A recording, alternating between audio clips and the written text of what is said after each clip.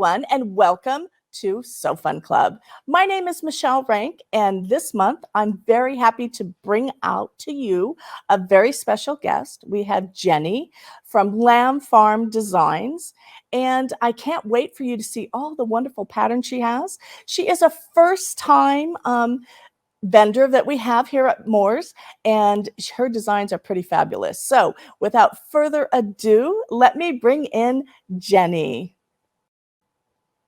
Hi, Hi, Jenny. everyone. Hi. So Hi. I met you back in October at Houston, and I was so taken back by your designs, and I knew that we had to bring you in for our customers here at Moore's. So welcome, welcome. Thank you. The So first happy thing to that be I here. want to, yeah, I know, it just seems like it's been so long already. But the first thing that I'd like to do is get a little bit of background from you. Now, I know your company's been around for a little while, but what brought Lamb Farm Designs into the quilting world? Well, I started sewing when I was 5, started hand stitching, and then I went into crewel embroidery when everybody did the cross stitch that were stamped. You know, I was just a little girl. And then I started working at a fabric shop when I was in high school, a little fabric shop in our small little town. BJ Sewing Basket is no longer there. But that really gave me more of the sewing bug. She did have some cottons, but back in the 80s, you know, the cotton, 100% cotton fabrics were hard to come by. My mom made me a quilt, and I really fell in love with it. It didn't last through the years because back in the 80s, a lot of the fabric was a polyester blend in order to get the colors that you wanted, right? So it frayed out. I have it in a hope chest to tear it out someday and restitch it all, but I haven't done that yet. But then I was a long arm quilter back in the 90s when my kids were not quite old enough to be left alone, but really getting too big for daycare. So I ran a business for 4 or 5 years out of my home, and that way I could schedule around their sports schedules, their school schedules. I could still help out in their classrooms. And then I went back to work. I work at Kaiser Permanente, and I've gone back and forth a few times between them and quilting. In 2016, I actually bought a quilt shop, and that's when I decided to design patterns. And so you'll see an established 2016 on all my pattern covers, but I wasn't super serious about it. I used it more for fabric that I needed to pair up with something else. And I ran a little club and used my own designs for it, but was on a very small scale. The store ended up closing in 2018, and I went back to work again at Kaiser. And that's when I'll introduce you to Alex. This is Alex Emery. She's my graphic designer and illustrator, and she's going to help hold up quilts for me today. But anyway, when I took Alex on and she could do all the things for me that I either didn't know how to do, didn't want to know how to do, or didn't have the time to do, that's when I really got going. She's the one that made my pattern covers and my book covers and does the website, Etsy, and makes it possible for me to still work full time and to design quilts. So she does all the things for me, all the things. So without Alex, I probably maybe have 5 quilts under my belt by now. But she makes it easy for me to just do the parts that I really love and the parts that I only have time for, which is the design and pattern writing. So that's how I got to Where you are now. designing quilt patterns. Yes. And I also, before I bought the quilt shop in 2016, I also blogged with a friend for about 1.5 years. So I feel like I've kind of touched every area of quilting, and the design is really where my love lays. So Jenny, let's start checking into all the designs that you have to share with us today. All right. This is the first pattern that I have ever written. It's not the first quilt that I've designed, but it is the first pattern I've written. This is called Bees on the Farm, and it's long time been my #1 selling pattern. And one of the things I really love about this pattern is this pieced border all the way around it. It just gives it kind of a picket fence look. I love it in the black, and I also like the pieced sashing and the 9-patch cornerstones. This is the second one that I've made up of this, and my lighting's not super great in here, but the wings are subtle, and I love how they're just a little tiny print. And this is just one of my favorites. This is one of my favorite patterns of all time, and it's my first design. So this quilt is called All Cooped Up. These are chubby little chickens, and this is a fat 8 or a fat quarter friendly quilt. And another, you'll see, I try to use piece borders when I can in my quilts because they're interesting. And this piece border of just the pinwheels that goes all the way around helps you also incorporate the fabrics from the chickens and the wings. I love it in these Civil War fabrics, but I've also made these in fig tree fabrics, so softer, brighter, and it works really well. And it's just a fun quilt to hang in your kitchen, throw on your table. The one that I made in the fig tree fabrics, I ended up giving it as a baby shower gift for a little girl, and it's just a really cute quilt. This quilt is Stars and Stripes. And it's just a quick little hanging or a table topper for the 4th of July, or if you decorate with Americana. And I love how there's a flag pieced into the center of this sawtooth star. And then you've just got simple rail fence to finish it off. The great thing about this quilt is it's a very easy quilt to just make as big as you want. So if you don't want to stop at a table runner or a topper, you can just keep going with these blocks, alternate them, but you're going to want to make sure that you do, this is your sashing and this is your block. So you're always going to have a star in the corner if you carry out your sashing through the edge, but it's just a nice quilt. I'm thinking about writing a pattern off of it for a lap throw. And the other great thing about this is you can just make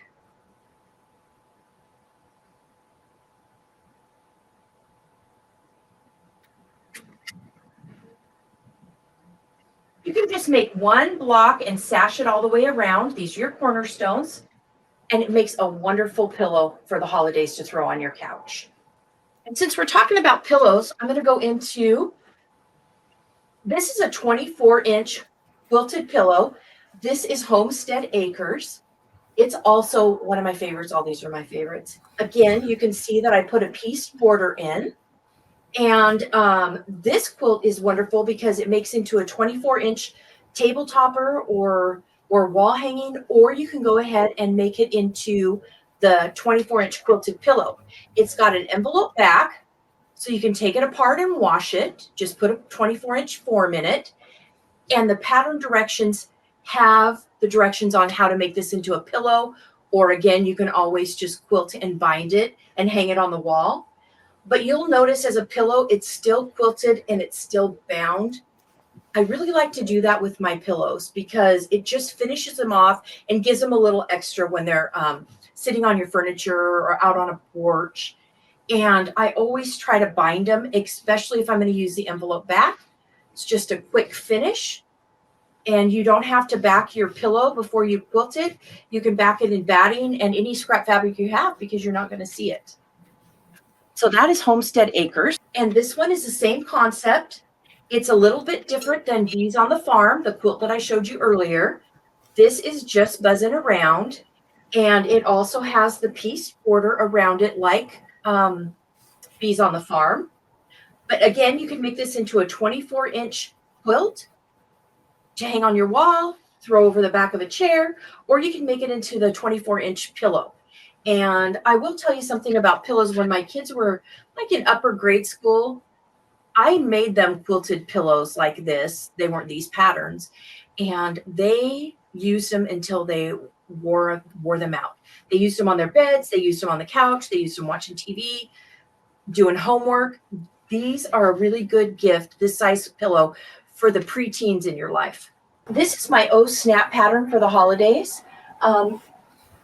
It's really cute with the 3 gingerbread men just sashed together so that you can hang it on a wall. You can also move, these are square blocks. You can move them any direction you want. If you want to throw it on a table runner, make it into a table runner, throw it on a table. You can position your gingerbread men different ways so that if you're walking around your table, they're not all going the same direction. The fabric requirements for this and the pattern also include another gingerbread man block that you can make into a quilted pillow. All the directions are in the pattern to do the envelope back again.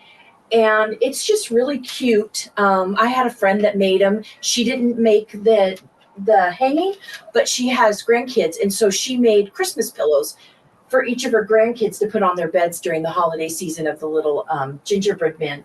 So this is just a really, really cute way to incorporate some other mediums into your quilts. You've got the rickrack, and I used antique buttons that don't match, and then just little black buttons for their eyes.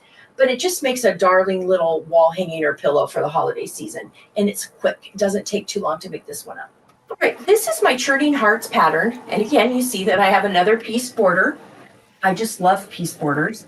The directions in this, for this particular quilt, show you a different method to make flying geese if you're interested.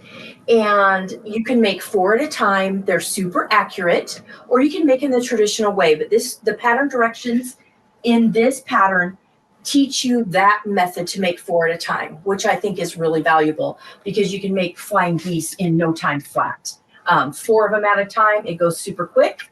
I also like this quilt because it's not traditional in the red and whites. I wanted it in the blue so that you could hang it more than just Valentine's Day. But if you wanted to make it in traditional red and white or red and cream and have a Valentine's Day quilt, it's super cute.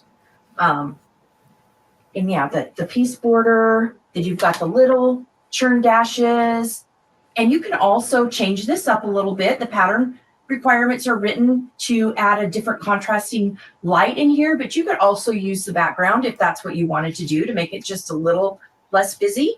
But I like it the way it is. This is another one of my earlier patterns, and this is Richmond Rails. It is just so warm and snuggly. It's a really generous lap quilt, and it's made with a variety of values, but super scrappy. So you've got your darks that make your chain through the center, and your points that also make your chain going the opposite direction.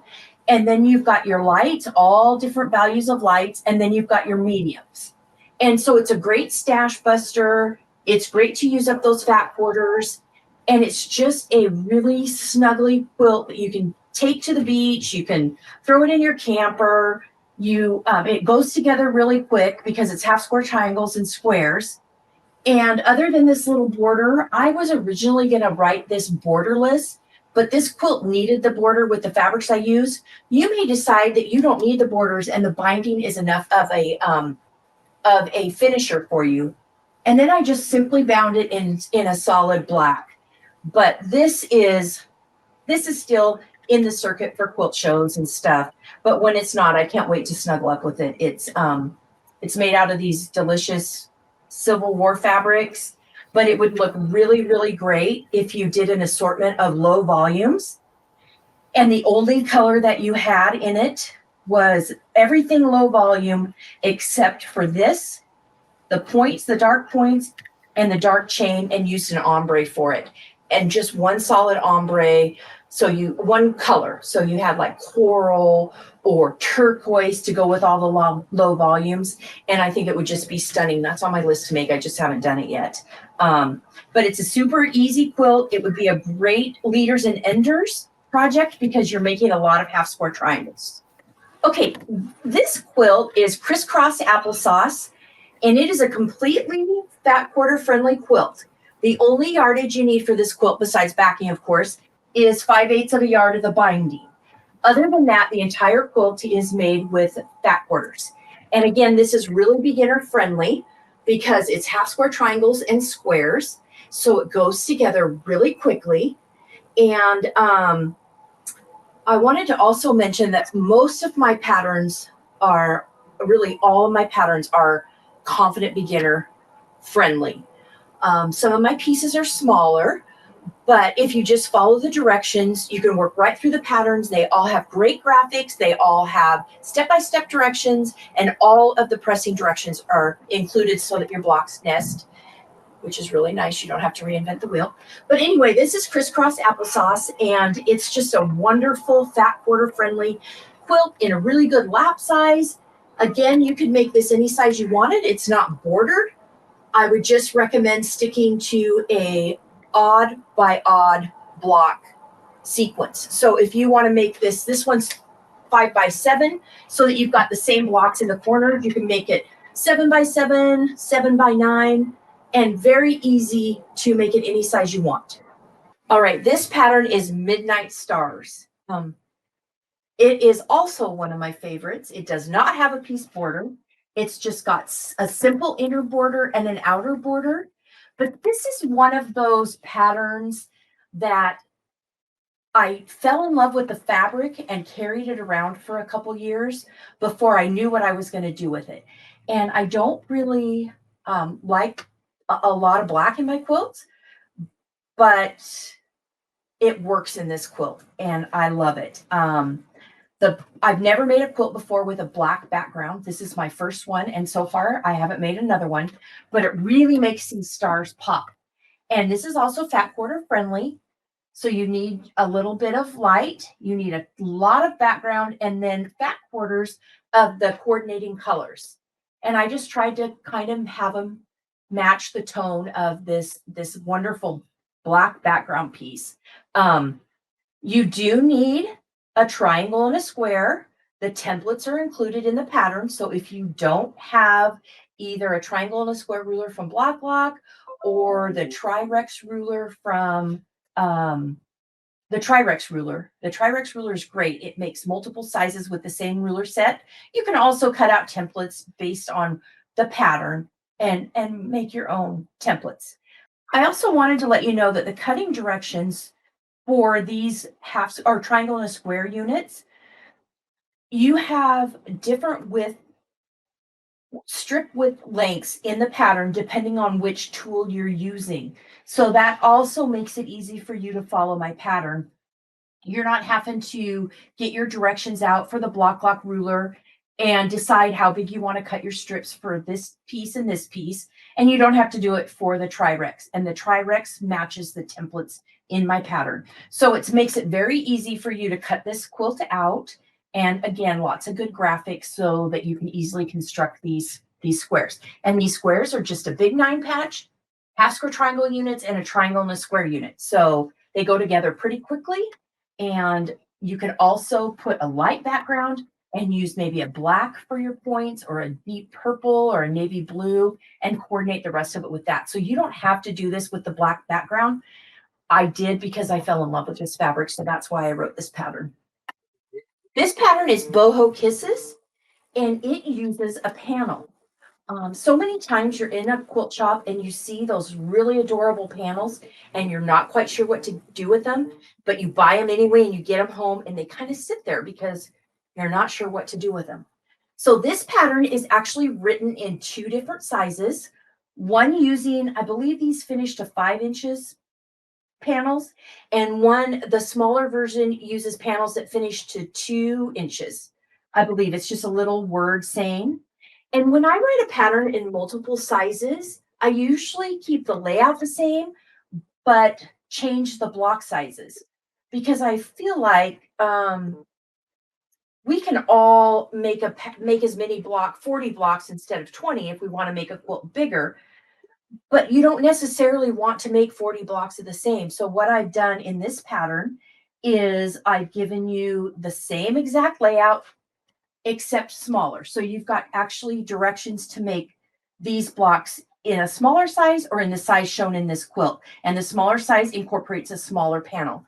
And a lot of times when you buy a panel, you buy it for the great big word saying, and then there's littler sayings down the side. So this pattern just gives you an option for how to use up those smaller panels. You can see that I carried the flying geese out to this inner piece border so that these blocks complete, they don't just drop off. And I've also scrapped it up a little bit with 3 different aquas, 3 different reds, 3 different pink or yellows. And then you've just got a nice floral border that finishes it all off and ties it all together. And this one is Boho Kisses. And the pattern has both sizes. This is the larger lap size. The other one is a smaller lap size. Yeah, this was a really fun one to make too. This is my newest pattern. This is called Nosegay. And I just wanted to make, to me, it reminds me of little bouquets. So I think it's a really nice quilt. There's no Y seams in it.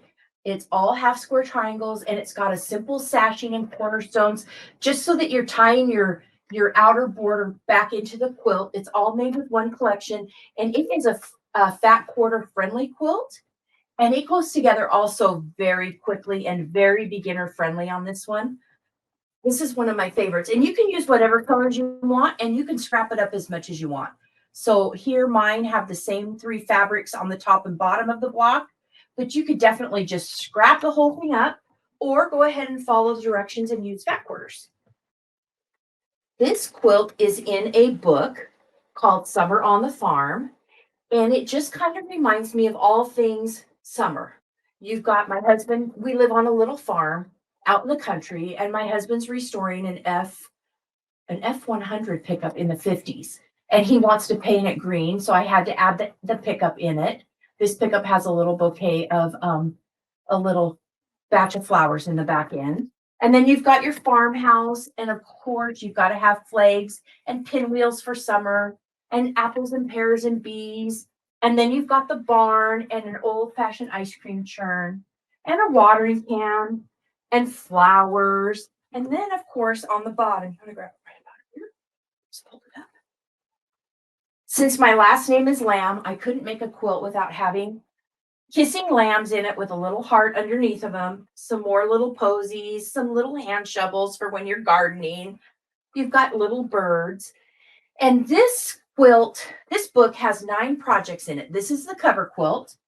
And the other projects all incorporate different blocks together to make the same, to make 9 different projects, 8 more from this one quilt. The other thing I really like about this quilt is it uses 10 low volume fat quarters, and then you've got all your little sashings between your sections in low volumes. And that way you use those low volumes up that a lot of times sit until you figure out what to do with them. And it also adds a little interest instead of just having a lot of background, because I like to sash between my blocks if at all possible, so that especially a busy quilt like this, it gives your eye a resting place, and it also makes it easier to nest your blocks up to each other so that you don't have a bunch of bulky seams. This kind of replaces that, so you don't have all these seams of this truck coming into the side of the house, or all these seams coming together. So I really like this little piece square border. I think it really sets this quilt off. And the book has 9 patterns, and you'll get inspiration from the pictures. Some of them I use fabrics like this. Some of them I use Civil War fabrics. I just think it's a really nice mix of all the things that reminded me of summer on the farm, including little lemonade jars. It is the first book I ever wrote. That was the Summer on the Farm was the second. This one is called Ghoulish Tidings. And I had seen a lot of Halloween quilts out there, but they have a lot of background. And I do my own long arm quilting on a computerized machine. And I don't do anything fancy. I only quilt for myself, and I own it with a couple of friends. So when I saw that background space, I was like, I'd have to do something really fancy to fill that up quilting, and I don't want to. So I designed a quilt that's a little bit busier with a little less negative space. And this is what I came up with. You've got your haunted mansion, your potion bottles. I do only have 2 projects in this book, this quilt and some little stuffed pumpkins to set around with it. But I will tell you that this section right here, as it's written, makes a wonderful table topper or table runner. And I've made it a couple ways. One, I switched my large pumpkins upside down so that if you're on one side of the table, it's facing you, and if you're on another side of the table, it's facing you, instead of everything upside down if you're on the wrong side of the table. But that makes a really cute table runner. I took the potion bottles and I quilted them up and made them into a quilted pillow to sit out at the Halloween season and fall. And then this also, fold it in half, made a super cute table runner. So what I did was I used the right facing crow, these 3 stars, and the left facing crow, and then I put a couple borders on it, and it is really a cute runner. And I made it in warmer fall tones so that it can sit out through the fall season before I'm decorating for Christmas. And another thing interesting about this quilt is it's just got a really simple on point square border, and you incorporate all the prints that you used in this quilt, and it just finishes it off really nicely. So even though there's not extra projects in this, there is a download on my website that shows you how to make this table runner. So you can do some fun stuff with this quilt. You've even got your witch's boots and your mausoleum with a graveyard around it. So I tried to be Halloween, but not too scary. And I've my pattern tester made that up in all grunge fabrics and really vibrant, and it's really stunning with the contrast. All right, this is my down the lane lamb pattern. Of course, since my last name is Lamb, I had to make a lamb pattern.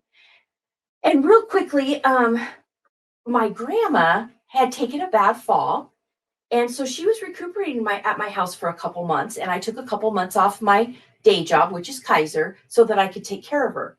And while she was recuperating with me, I designed and sewed up 3 quilts. And this is one of them. This is my favorite one that I made while my grandma was staying with me. So I think it's pretty awesome that I have this as a memory of that time while she was with me. And this quilt also, it looks a little complicated, but the directions are step by step. And if you're comfortable working with smaller pieces, then this will go together in no time flat for you. So there are 12 different sampler blocks.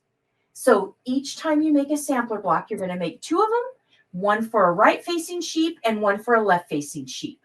And they're just pieced in the backs. And then of course, no sheep quilt would be complete without a black sheep. And of course, you can do whatever you want with your quilt. You can put as many black sheep as you want in it. You can put white sheep. You can do a combination of both. But I have a little black sheep. He's kind of great in my quilt with a red heart in his back. And then again, the scraps are just used for the cornerstones and then very simple borders. I didn't do a piece border on this quilt because I felt like there was enough going on with the colors and the pattern that it didn't need any more. It just needed these cute little sheep with the pieced sampler blocks in their back.